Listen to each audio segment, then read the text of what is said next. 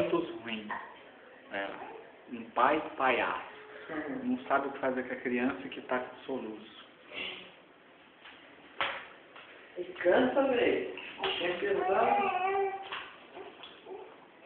Isabela, você deu trabalho, viu?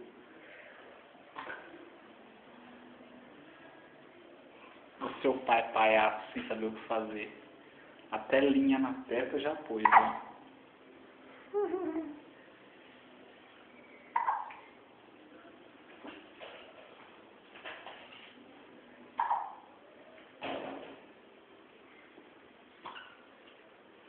É um palhaço. Ô diabo, se eu pudesse voltar no tempo.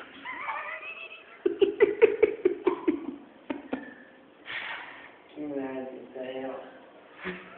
Não tem mais jeito mesmo.